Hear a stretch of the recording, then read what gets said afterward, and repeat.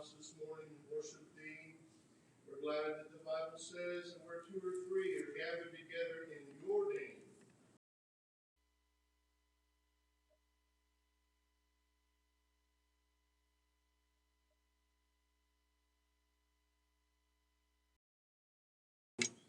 Lord, we just want to say that we love you this morning. We want to say that we worship thee. We're glad to bow our heart. We're glad to bow our knee to thee. We submit to thee. And Lord, we just pray that you'll receive of our worship today. All that is said and done may be done to the glory and honor of God. In Jesus' precious name, amen.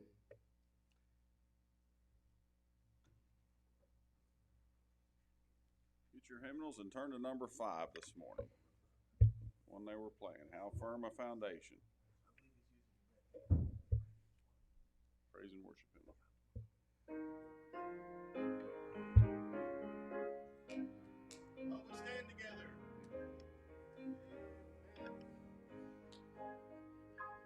How firm a foundation, ye saints of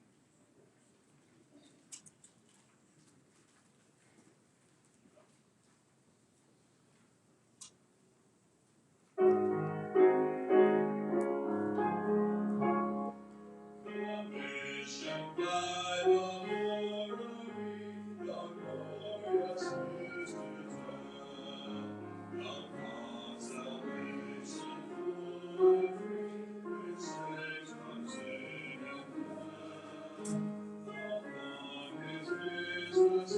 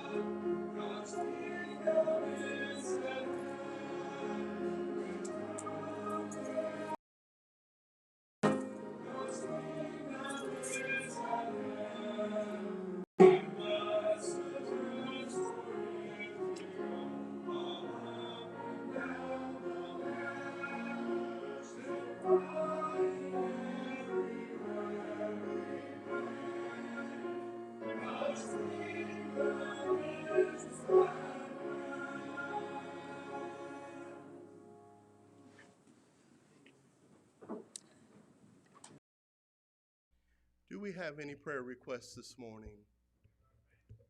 All right. Yes, missionaries, family, people in our neighborhood. All right, anyone else? We want to remember our nation, for sure. Yes.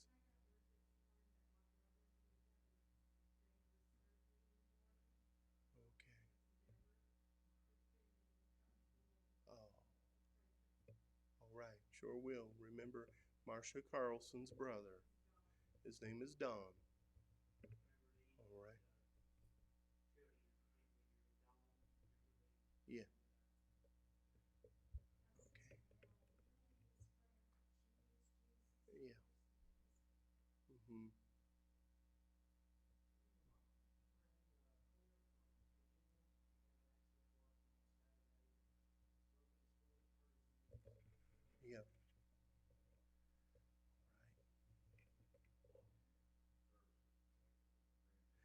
Yes, the Greenfield camp. Remember, our pastor and his wife is their way, and hopefully they'll have a safe travel home.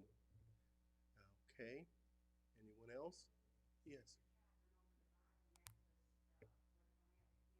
Mm-hmm. Mm-hmm.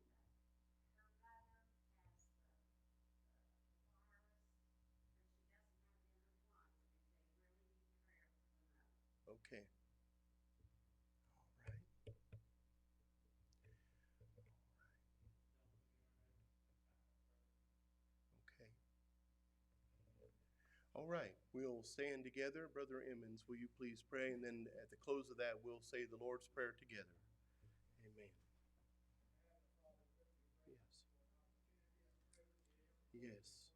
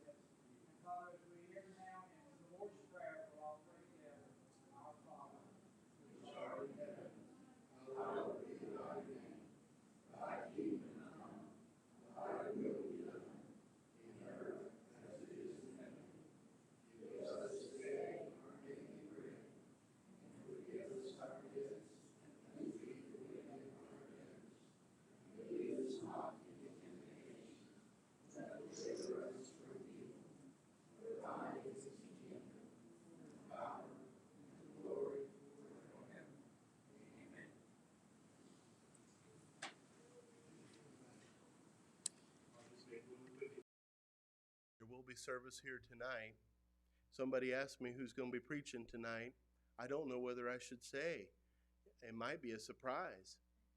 So, but it should I say? Do you think? No, I'm not going to. I'm going to leave you in suspense. You come on tonight and you'll find out who it is. All right. Come on tonight and you'll find out who it is. All right. I don't know if anybody has a special song this morning. Do you have a special song this morning? Oh, well, wonderful. Okay, well, you just try it. All right, we'll turn it over to Ned and Judy at this time.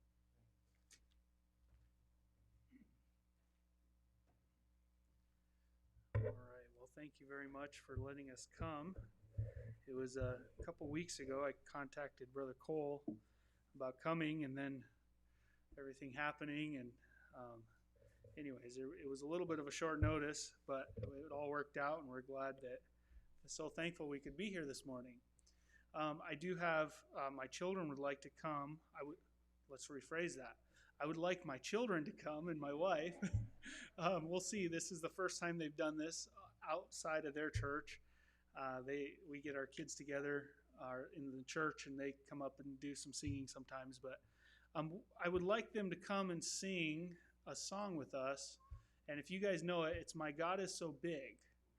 And it's a reminder this morning for us. And it's one of their favorite songs in Sunday school. So we're going to try to sing that this morning.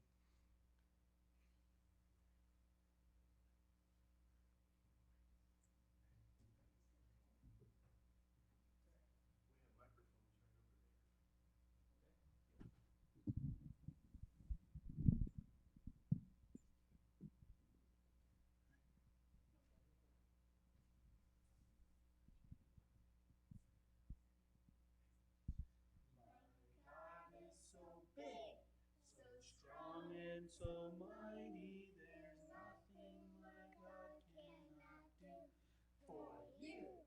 My God is so big, so strong and so mighty, there's nothing my God cannot do for you. The mountains are His, the rivers are His, the stars are His handiwork too. My God is so big, so strong and so mighty, there's nothing my God cannot do for you. Good job.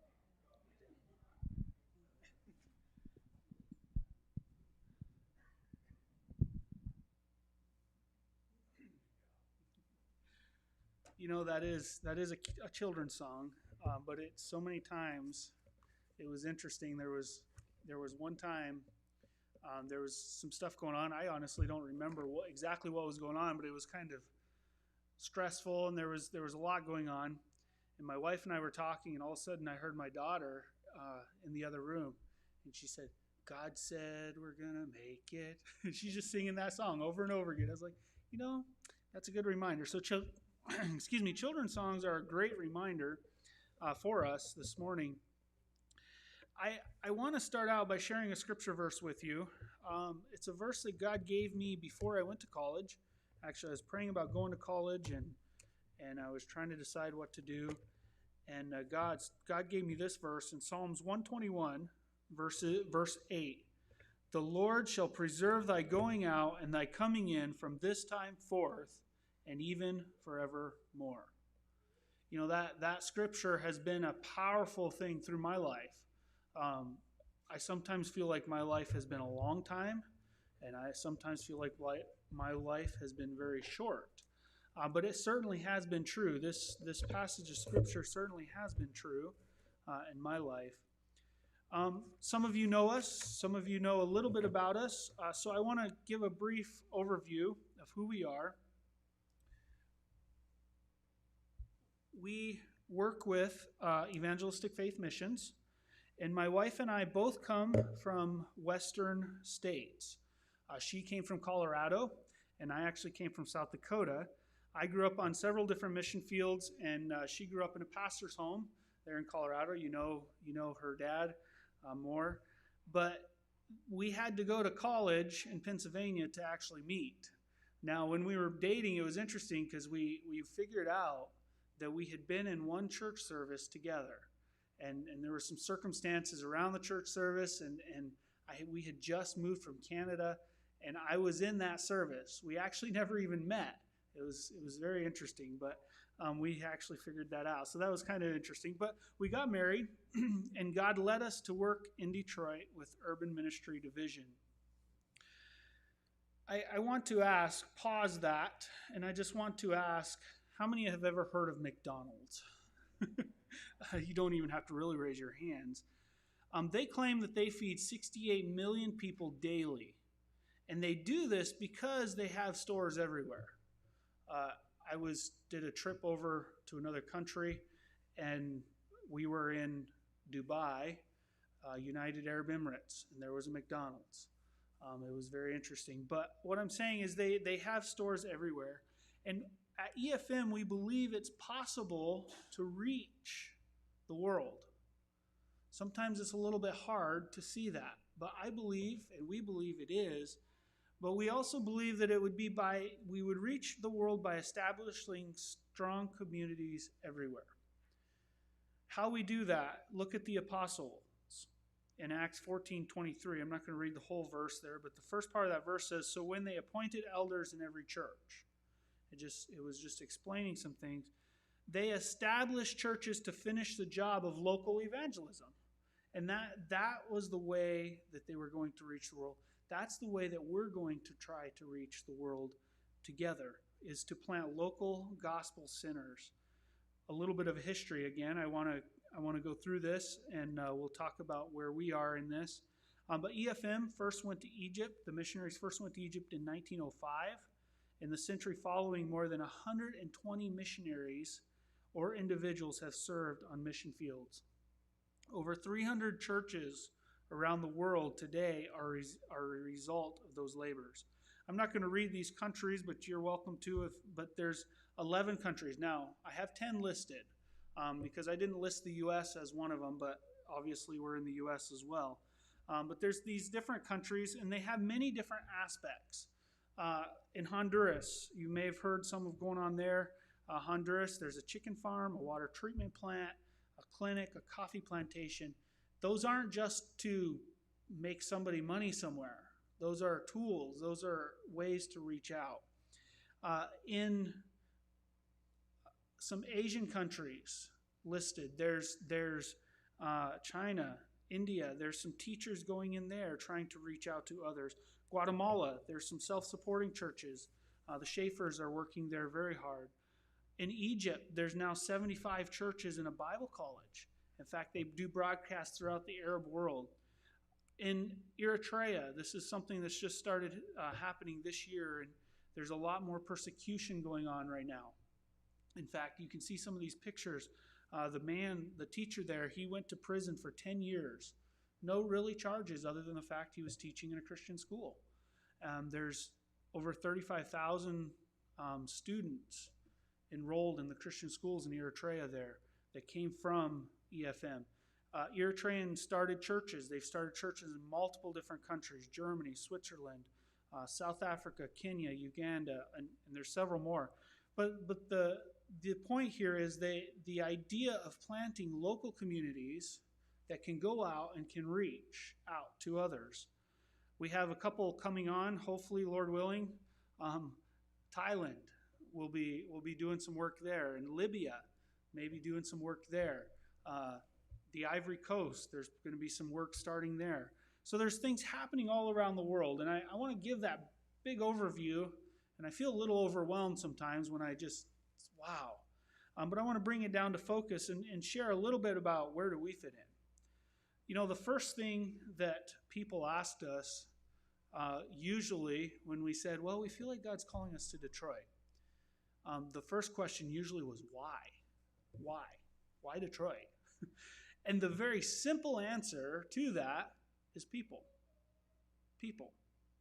There are over 4 million people in Metro Detroit. That means Detroit and the surrounding suburbs. There are 600,000, it's a little bit less now, but it's almost 700,000 people in Detroit alone. There's a mix of cultures. On any day in the coffee shop, I'm thinking of one gentleman that comes in. He's from Britain, has a very strong British accent. We have a couple students from Wayne State that were coming in from India. We have some coming from different African countries, different Asian countries.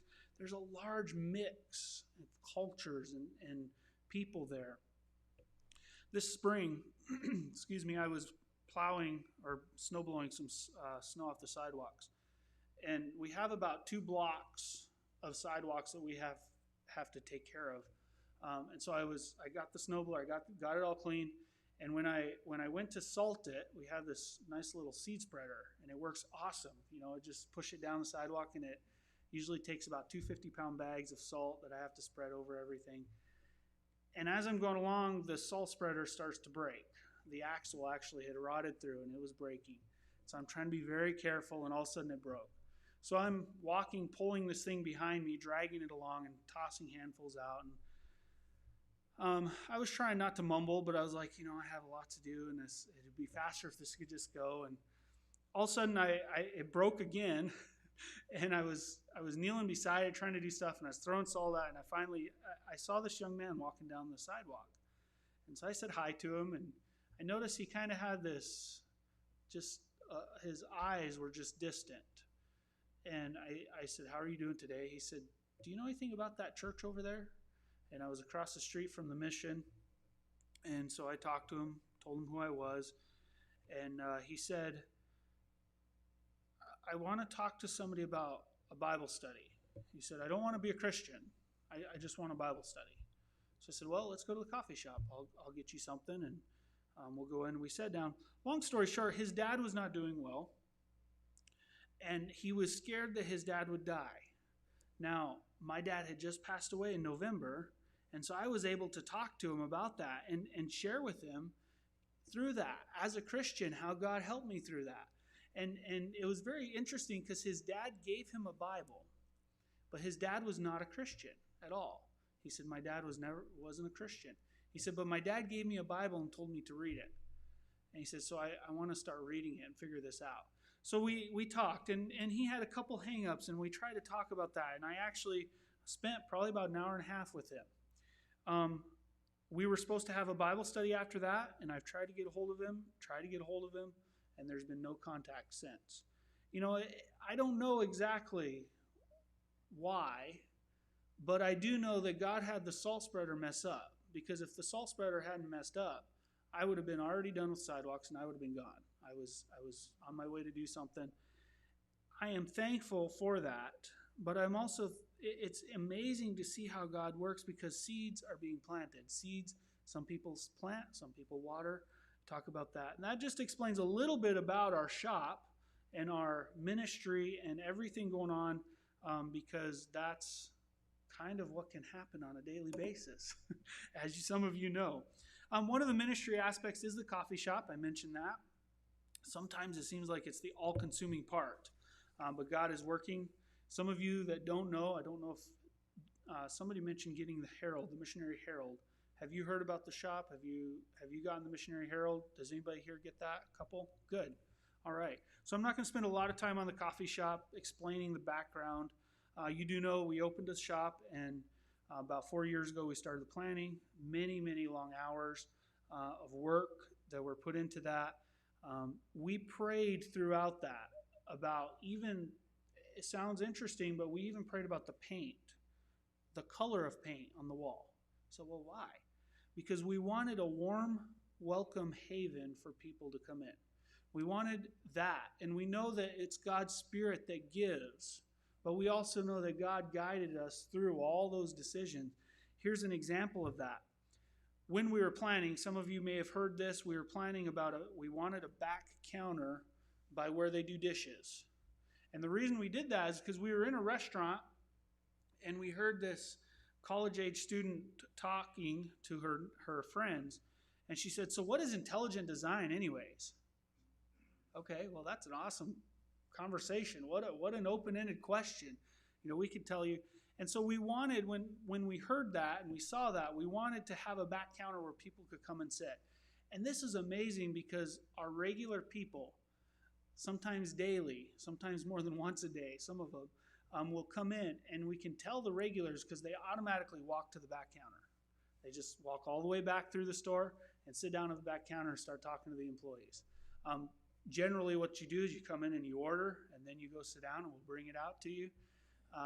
But not them. The ones that are regulars, they just come in, sit it down in the back, and they know that when we get time, we'll say, "Hey, what would you like today?" Before they leave, they pay. So it's been amazing to see how God has used even that one little counter space. It's about 10 feet long. It's not very wide, but God has used that. A lot of conversations. There's a man that's been coming in several times a week for about 6 months. and we talked about conversation, coffee and conversation. And as we looked at that, we said, we want conversation. He's been asking questions. He was asking about the Quran. He said, the Quran, how does the Quran says this, but the Bible says this. He was trying to find out. He was honestly seeking. And we got to a point, we had many, many conversations. I told him, I said, read the Bible and ask God to show you the truth. I said, just pray and ask God to show you the truth. Because he would say that. He said, I want the truth. Is the Quran true, or is the Bible true? And finally, right before the shutdown, he actually was starting to read the Bible. He said, I'm going to read it from the beginning to the end. He said, because I want an understanding of it all. And I wish I could say that he's a Christian today. Not yet. But the other day, we were talking with him, and it seemed like the first time that he was actually open. Other times he was kind of defending his faith, he was kind of defending what he believed, he was kind of defending that. But the other day he actually seemed open to hear the gospel again. And we shared it with him, and we talked with him, and he was just genuinely listening. There's a difference between somebody listening and genuinely listening. So that's exciting. He actually has been playing tennis with some of our workers on Monday. And he doesn't even really drink coffee. That's the interesting thing. But that is what we talk about, conversation. We've had some great conversation with some of the Wayne State police officers. Some of them are Christian. Most of them are not. I was just sitting there listening to the workers the other day talking, and this man kept referring to Christians. He would say something, and I couldn't quite catch everything he was saying. And then he would say, Christians this, most Christians this. And then he stopped, and he's like, but you guys aren't like that. You guys are real. I was like, wow.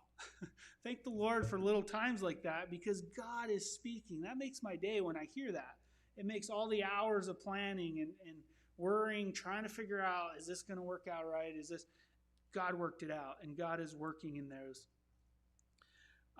We've also had a spiritual, because of all that, there is a spiritual battle going on.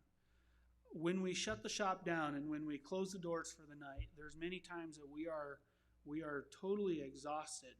Even though we maybe only have worked 5 hours, we'll be totally exhausted because the conversations that we've had are just hammering. It just feels like things are just hammering. They're constantly questioning.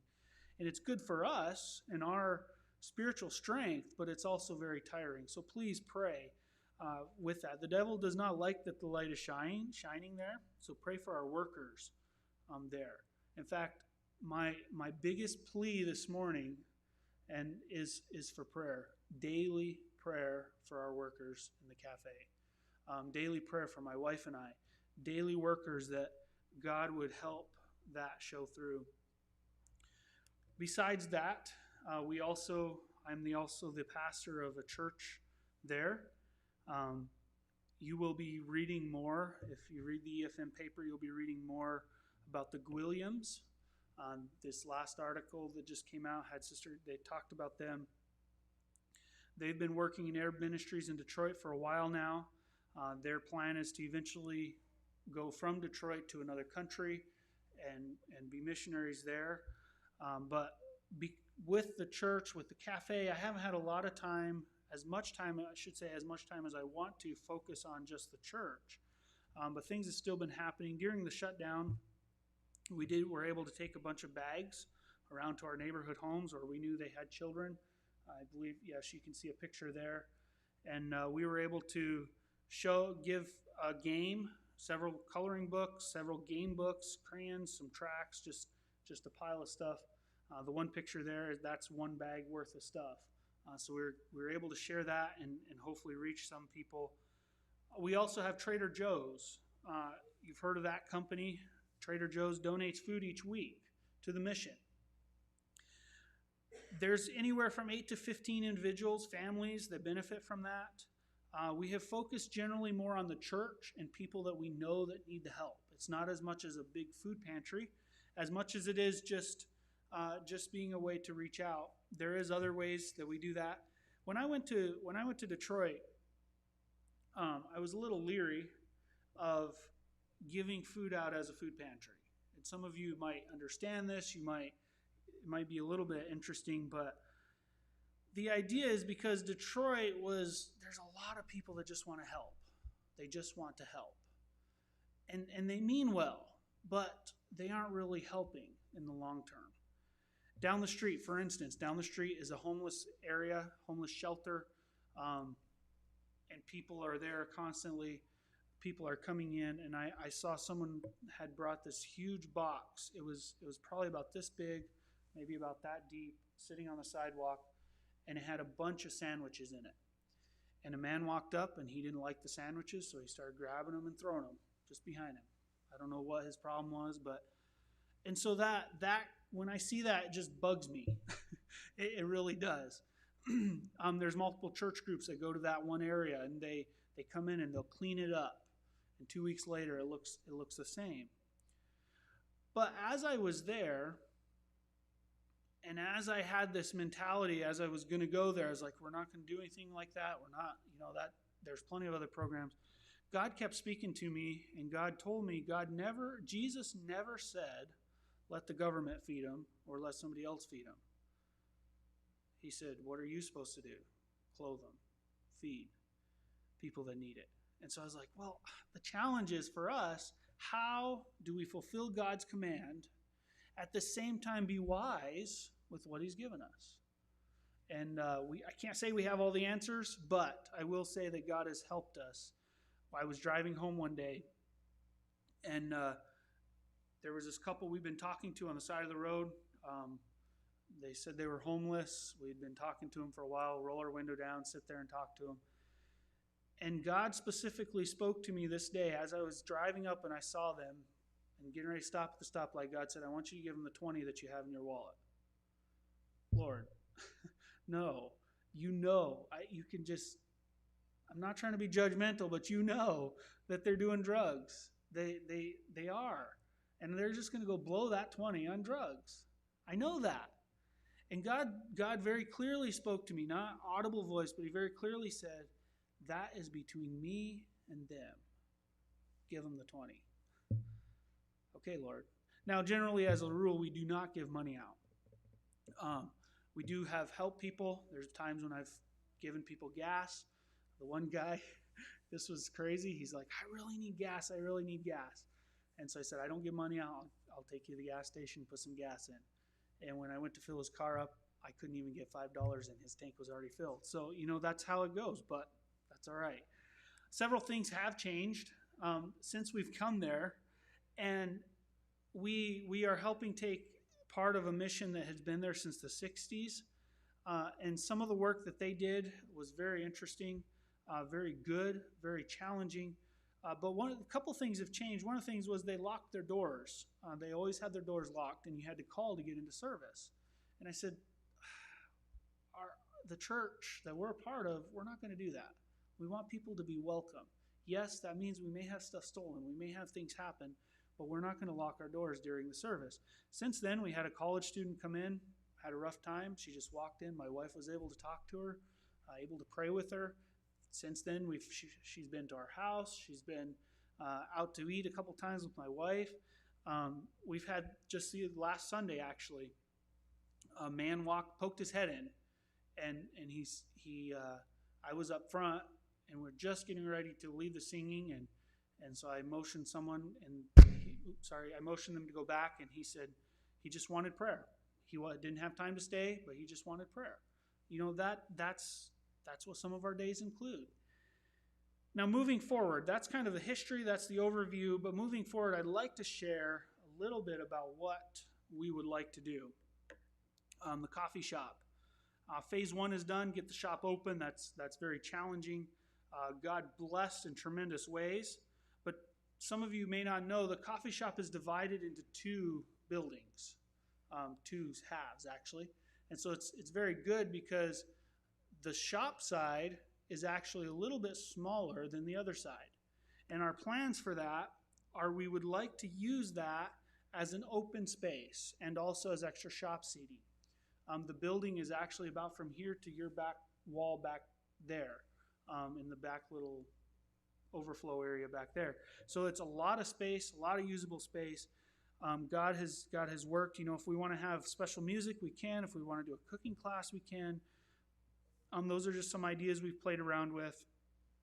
We also want to have a huge wall. There's a large wall that we want to put up and put bookshelves on, and we've actually already got a couple boxes of used books. We're going to do Christian books that people can sit down and read, or else they can buy. Biographies, Christian books, things like that we want right there for the people. The final phase of that plan would include a commercial kitchen in the back. Our kitchen right now includes the coffee shop, and if you can picture with me, there's cinnamon rolls. We're kind of known for our cinnamon rolls, but when we bake our cinnamon rolls, we can only bake 6 at a time. That's how big our oven is. So they call it a quarter-size pan. It's this big by this big. It's like a 9 by 13. Those are that you bake. 6 cinnamon rolls at a time. Now, since last fall, I looked this up. We started making our own cinnamon rolls last fall. Since last fall, we have made over 1,150 cinnamon rolls, over 200 muffins, and over 600 cookies in that one little oven. We're praying that oven keeps going. Just don't die. In fact, that number's outdated already, because I just noticed in our thing yesterday, somebody ordered 10 cinnamon rolls in one order. I said, oh man, those poor girls, they're baking those cinnamon rolls.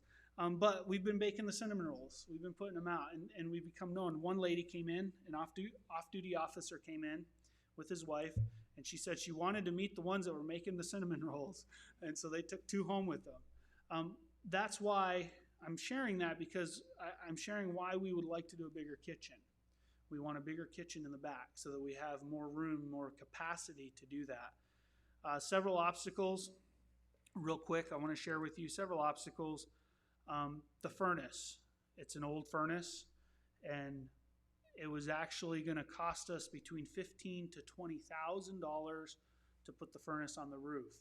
Now, if you mentioned doing some construction, if you know anything about construction, you don't want to compromise the roof unless you have to. You don't want to cut into it. It's a very low slope roof.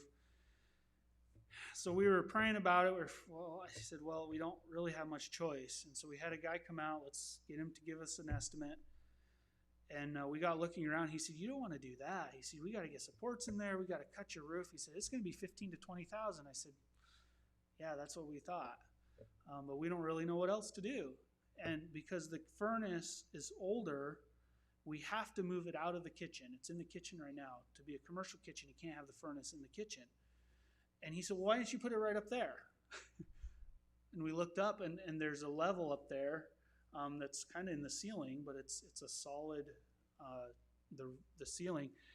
He's like, just put it right up there. Your ductwork's there. I was like, well, that's a good idea. Why didn't we think of that? And so for $9,600 compared to the $15,000 to $20,000, we're going to get a 96% efficient furnace. It's a little bit better than just like a household unit. We get an AC unit with that, and that's going to be installed on August the 3rd. So keep praying for that. The next big hurdle for that is a hood and vent system. If any of you know anything about that, I don't know much about it. I'm learning. If anybody knows anything about that, would like to come install it, that would be awesome. But I want to say all that. I do want to, we want to just share that broad overview. There's a lot happening, a lot going on. But the question is, what can you do? Most of you know that this comes, what can you do? But again, my biggest challenge, my biggest thing is, if we could get people to pray daily, we need the daily prayer. Like I said, we are constantly bombarded. We are constantly bombarded with questions. We're constantly standing up for Christ. We're trying to do that, and it is a constant bombardment. Well, why do you believe this? You know, our ladies are wearing skirts. That's one of the first clues that they see coming in. Well, why do you guys wear skirts? Now they're calling our ladies the Amish girls. It's something new to them. Pray. If you want to help, there are many projects. We've got finishing drywall, painting flooring, finishing the kitchen, electrical, tile in the bathrooms. We need good Christian workers in the coffee shop. That is our biggest challenge is getting workers there. Because we're having so many questions asked of us, we do not want to hire non-Christians that'll be answering questions the way that we don't believe. And so we need Christian workers. If you could we have a girl coming in August. She wants to work for 6 months. We've already trained her. She came up for 2 weeks, and we're praying about that. But we need workers. We also are working on a summer internship program. If you go to Bible college, if you go to college, if somebody's interested in ministry, we can give you a summer internship job. It would be a job. It'd be paying a job, but it would kind of also be an internship. There's many different things you can do. We had a family come before Christmas. Their 2 girls played the cello and the violin. Beautiful live music. So there's many opportunities. A couple days, a couple weeks, a couple months. Talk to me. After we'll see if you have something that you like to do. I'm pretty sure we could use you for a while. Detroit's not too far away. It's only about 10 hours, so it's not too far. The last thing I mentioned was give. The furnace is going to be $9,600. We have several thousands in commercial equipment that we're going to have to buy. Last year I was at a camp. They gave us a commercial mixer, and it's a bigger mixer. He's like, "Can you use this? We aren't going to use it anymore." I said, "Yeah, definitely." When we open up, we had a man donate a brand new commercial cooler. It's going to be a huge help. It actually ended up being, it was about a $4,000 cooler, and he donated it. You know, this seems like a huge task. And when I share all this and I share numbers, I almost cringe because it seems so big. To me, you know, $1,000, that's a lot of money. $4,000, $5,000, $10,000, that's a lot of money. But everything we have done in the building, the major renovations, new electrical all throughout, new plumbing, drain lines, new supply lines, everything, new structure, new windows, new doors, drywall, we have spent on all the equipment, all the contracting, all the licensing fees, everything, up to total to now, to build out the shop has been $300,000. And that's been pretty good, actually, for what we've had to do. But I want to say that with that, we are completely debt-free. None of that has had to been borrowed. None of that. God has supplied. And as I've been looking, I just want to share quickly, the other day I received a letter. It said the city of Detroit says you owe your city taxes for the summer. I was like, okay. So I opened it up. They want us to pay $17,000 for our summer taxes because we're in a good part of town. $17,000, not $1,700, $17,000. So I was like, Lord, how in the world? This is ridiculous. This is just the summer taxes. This isn't even the winter taxes. And God said, you know what? I knew before that was in the mail that was coming. As all along I've known. And so I talked with Eric, and we actually, he's working on it because we are supposed to be exempt. Since it's a nonprofit, we're supposed to be exempt. But it's going to be a battle to be exempt because the city wants their money. And the mission just had kind of a battle they went through. So pray for that. Please pray for that. Our funds personally come from the mission. We're trying to raise support as well. And then the final thing is a little bit different. Ways that you can support the coffee shop is you can buy coffee. Our coffee comes from Daniel Melton. He imports it for us from Freddie. That's a whole interesting story. God worked that out. He's supporting his local community. Freddie is. He hires local workers. You'll actually see some pictures of the workers in it back there. But you're also helping Honduran work. You're also helping the EFM work in Detroit because all the proceeds from that go directly back into the Urban Ministry Division. So that's just some ways that you can help. I know that this has been a huge whirlwind tour, and it's kind of been lots of information. But I do like to take just a few minutes here and see your pastor, Brother Cole, never told me a time limit. So I've got about 10 more pages. No, just kidding. No, I am done with my talking, but I do want to open up for any questions. Is there any questions? Is there anything you would like to, maybe something stood out to you and you said, hey, I wonder about this? Any questions?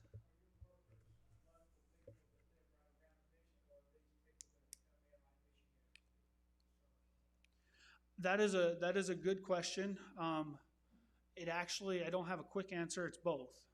So Kayla Rice actually works as under EFM, Evangelistic Faith Missions, and she works at the coffee shop. She is under EFM. But our other workers, so we have Abigail, who is from Traverse City. It's about 3 hours away, north of Detroit. She works there full time. She's from the Mennonite group. We also have April, who's from Ohio. She's about 4 hours. Her home's about 4 hours away, but they live in Detroit now, and that is their ministry. On Tuesday, we have a new girl starting that is from a local college church, and she is starting tomorrow. So she's local. She's more local. We have a young man that volunteers. He's a commercial airline pilot, and he has volunteered a lot of time because he wasn't flying hardly at all, and he just wanted to spend time with Christian young people. And so I said, yeah, come on over. Here's what you can do if you want to do it. So yeah, it is a mix. Some are there. So the two Mennonite girls are actually there to help their church in more southwest Detroit, and they work with young people. Abigail's focus is mostly the coffee shop and the people at the coffee shop. But yeah. Anyone else?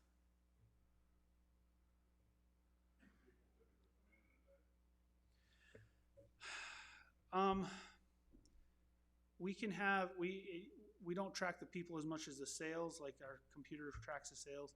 So it's anywhere from 50 to 100. Now, when the COVID was going on, we were allowed to be open, and we basically weren't making any money at all, and that wasn't the point why we were open. We were trying to reach out. We would have maybe 5 to 10 sales that day, but we wanted to stay open to reach people, and through that we actually built up. So just now we're starting to get a few more people in, but it's still not what it was before they shut down.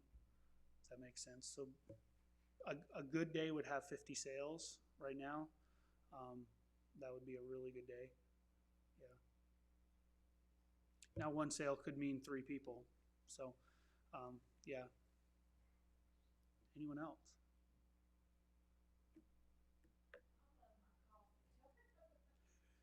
Yes. Okay. Well, we do have, our coffee comes from Honduras. Okay. Yeah. So it is from Freddie's farm. It's very interesting with Freddie is he hires the local people.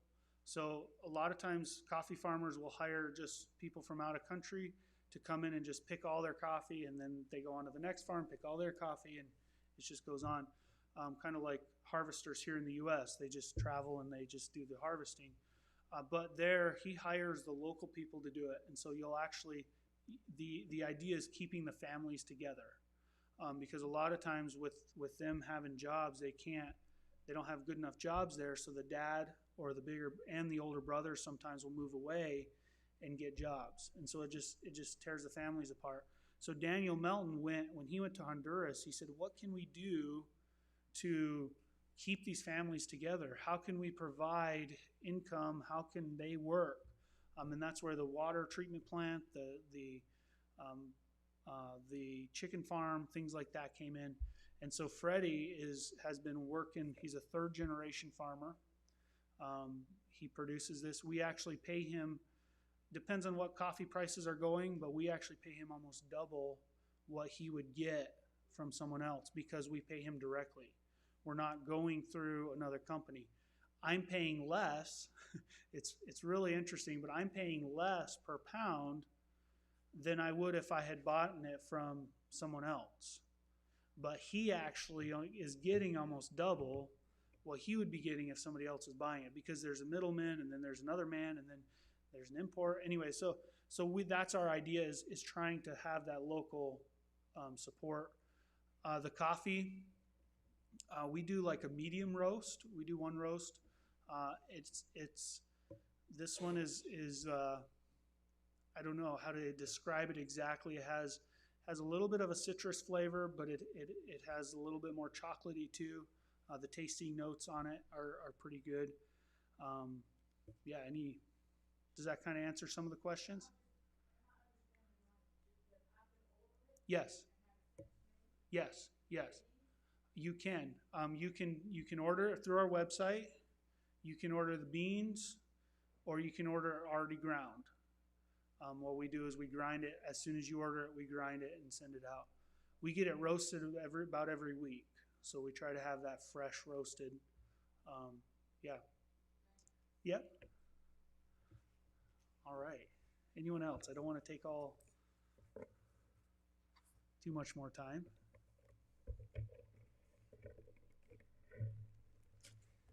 All right. Well, thank you very much for your kind attention on this whirlwind tour. And just, again, I can't stress the need enough for people to pray. Really, it is a spiritual battle, and everything going on. We just pray that God would help our workers, help our family. We just covet your prayers, daily prayers, and we just thank you.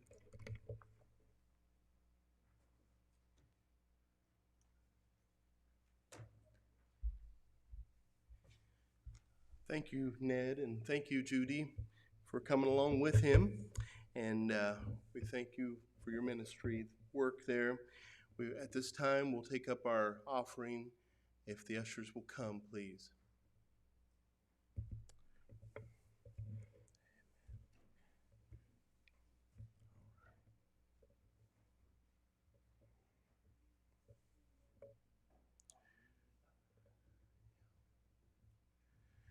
All right. You want to say the prayer, please? Father, we want to praise you and thank you again today for what you've given to us, what we've heard. We pray, Father, that you apply it to our lives. Pray that you'll help this offering, Lord, that it would be a blessing for these missionaries. Help each one to give as only unto God, and God would give them the blessing for it. In Jesus' name we ask.